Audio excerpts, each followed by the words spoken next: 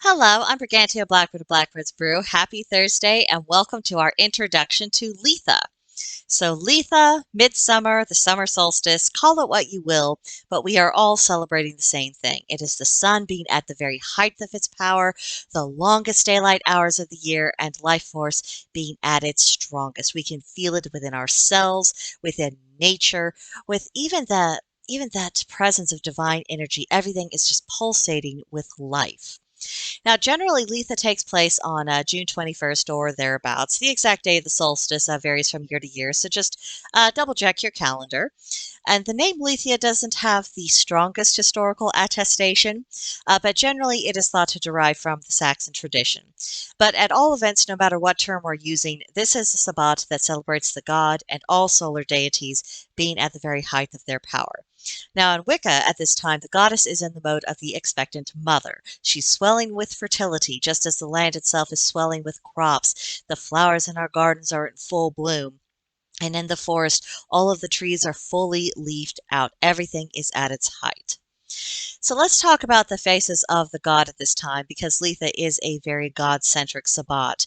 And Litha is also one of the traditional ways to divide the light half of the year from the dark half of the year. From the winter solstice to the summer solstice, light is increasing. And then from the summer solstice to the winter solstice, light is decreasing. And in legend, this transition is accompanied by a symbolic changing of the guards during Litha and during Yule. The Oak King is defeated by the Holly King at Litha, who then has ascendancy until the winter solstice, at which time then at Yule the Oak King is reborn. He comes back into his throne. Both of these kings are guises for the Green Man, who embodies the spirit and life force within the vegetation of the world and, the natural world more generally.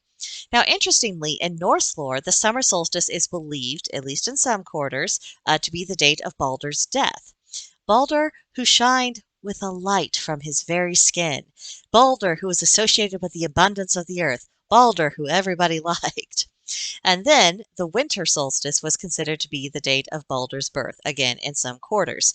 So if we look at it from this perspective, Baldur could be construed as occupying the role of the Oak King, and Loki could be seen as wearing the guise of the Holly King, and all of this adds weight to the theory that Norse mythology is indeed cyclical.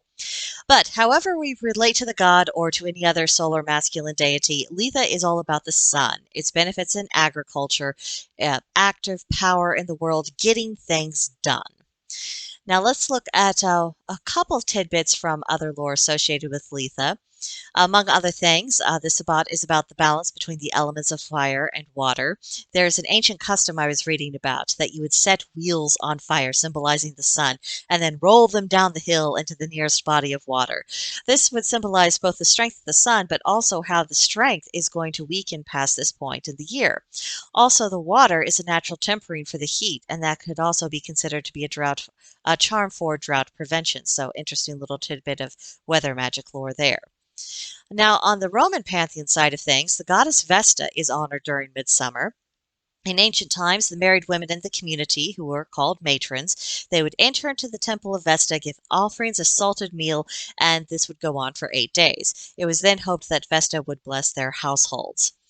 Also, midsummer is traditionally quite an active time for the Fae. The veil is between the worlds is very, very thin, and if you ever felt the urge to try to see the Fae, this is the time of year when you just might have the best luck for doing so. And of course, you can honor them by making bouquets, garlands, baskets filled with flowers for the home, or by making a flower crown for yourself. It's also a good time to leave offerings, honey, milk, anything sparkly. They're bound to love it. So this is a very brief taste about Litha, midsummer, the summer solstice. I hope you will be back next week when we get into a little bit more detail. But I think we'll leave it there for today. Let me know what you think in the comment section below, or come see us on Discord at Blackbird's Brew. There's a link to join in the description box below, and we'd be very happy to have you there. But that's all for now. I'll see you in the next one. Bye.